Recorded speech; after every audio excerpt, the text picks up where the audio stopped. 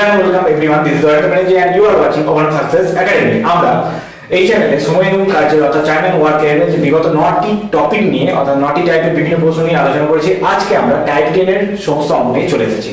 তোমরা যদি বিগত ক্লাসগুলি মিস করে থাকো তাহলে আমাদের ডেসক্রিপশন বক্সে তাদের লিংকগুলি দেওয়া থাকলো, তোমরা ওই লিংকে গিয়ে বিগত ক্লাসগুলি দেখে নিতে পারো। এবং তোমাদের যদি আমাদের এই কন্টেন্ট এবং আমাদের এই প্রচেষ্টা যদি ভালো লেগে থাকে তাহলে তোমরা প্লিজ লাইক, শেয়ার এবং সাবস্ক্রাইব করে আমাদের আরো উৎসাহিত করতে সাহায্য করো।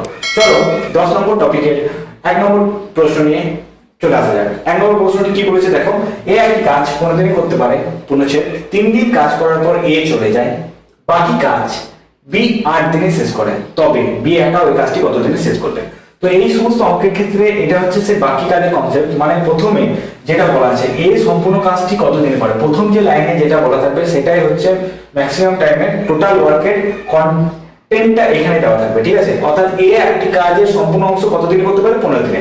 তো আমরা প্রথমে লিখব টোটাল ওয়ার্ক অর্থাৎ এ গুণিত কতদিন করছে, 15 দিনে শেষ করছে। এরপরে কনসেপ্ট হচ্ছে দেখো বাকি কাজ অর্থাৎ বাকি কাজ সমান বাকি কাজ। কি জিনিস দেখো, এ টোটাল কাজটা 15 দিনে করতে পারে, 3 দিন কাজ করার পর অর্থাৎ এ যদি বলি এর এখন কত দিনের কাজ বাকি পড়ে রয়েছে, 15 দিনের করার টার্গেট ছিল, 3 দিন কাজ করার পর চলে গেছে, অর্থাৎ এর 12 দিনের কাজ পড়ে রয়েছে। সেই কাজটা কে করছে, সেই কাজটা বি 8 দিনে শেষ করছে, ঠিক আছে?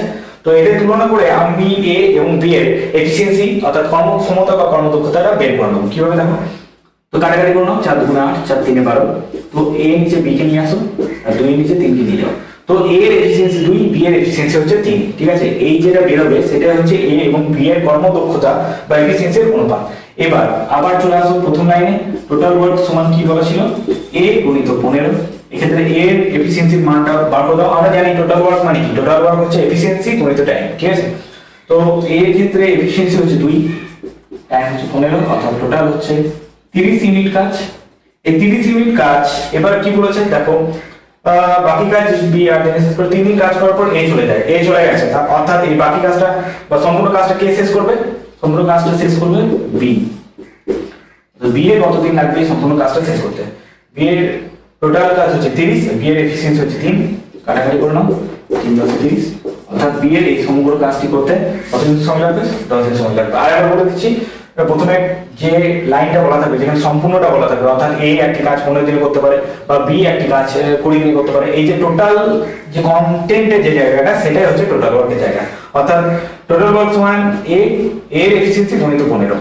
তারপরে বাকি কাজ সমান বাকি কাজ, অর্থাৎ এর 15 দিনের কাজ ছিল, 3 দিন হয়ে গেছে, অর্থাৎ এর 12 দিনের কাজ পড়ে রয়েছে, সেই কাজটা কি করছে, বি করছে, কত দিনে, 8 দিনে।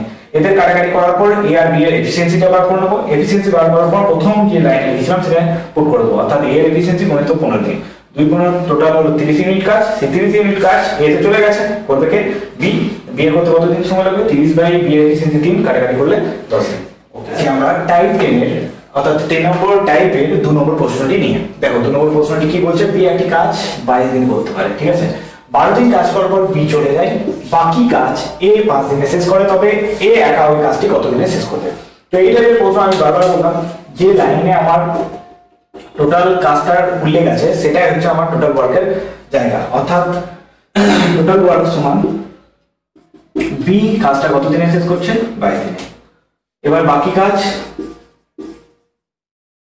সমান বাকি কাজ, অর্থাৎ অঙ্কতে বি এর 22 দিনের কাজ ছিল কিন্তু বি 12 দিন কাজ করার পর চলে যায়, অর্থাৎ বি এর এখনো 10 দিনের কাজ পড়ে রয়েছে, সে বাকি কাজটুকুই এ কমপ্লিট করছে 5 দিনে।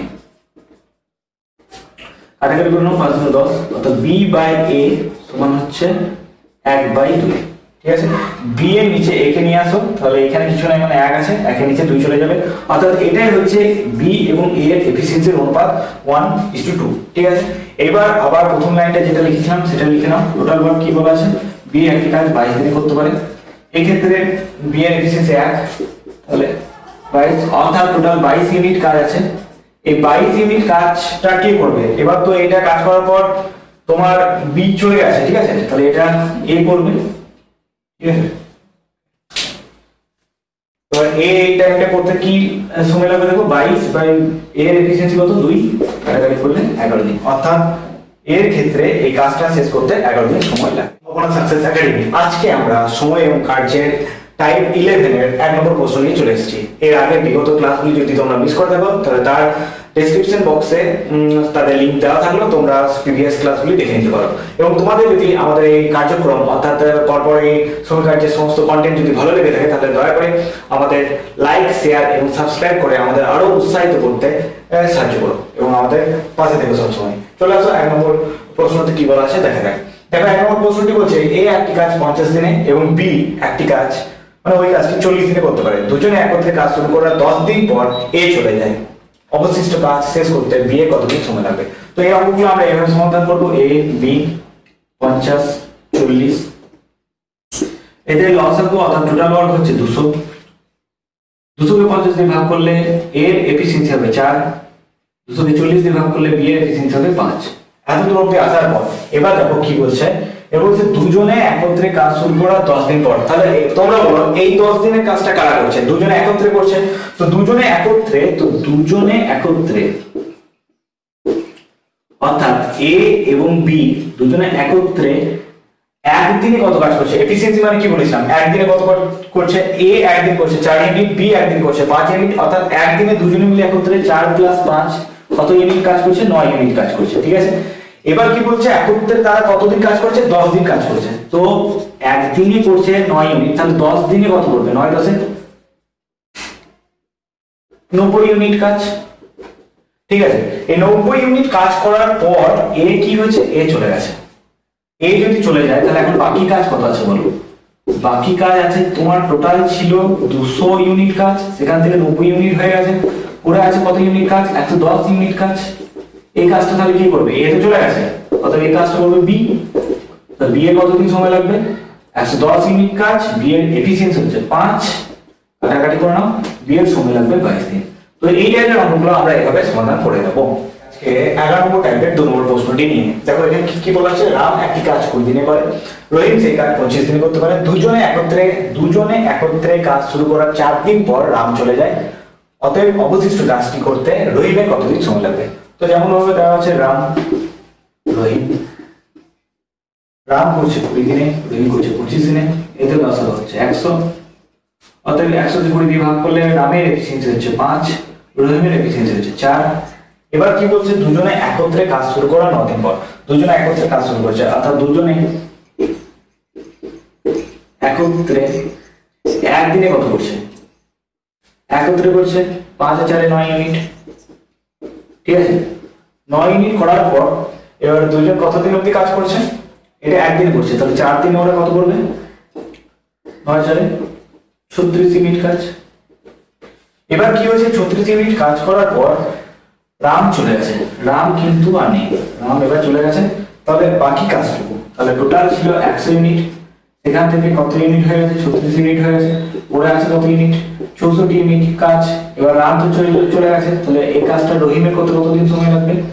64 বাই রহিমের এফিসিয়েন্সি কত? 4, 4 × 64, অর্থাৎ রহিমের এই কাজটা করতে সময় লাগবে 16 দিন।